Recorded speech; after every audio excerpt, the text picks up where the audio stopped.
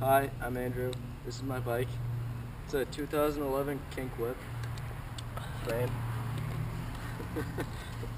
I have Colt Mind Control, I think that's what they're called, bars.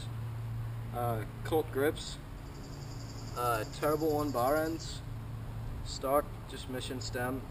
A tree, fork bolt. Stock mission headset, KINK forks. A KINK Meridian hub with a hub guide that goes with it. That's a truck. Fucking asshole.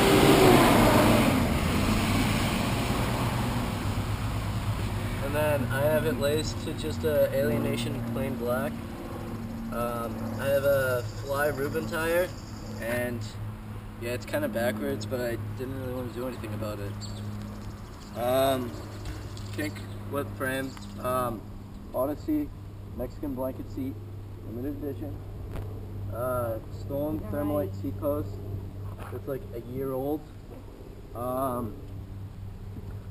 Upside down KINK seat post. Yeah. Odyssey twisted PCs. Always run twisted PCs because they're awesome.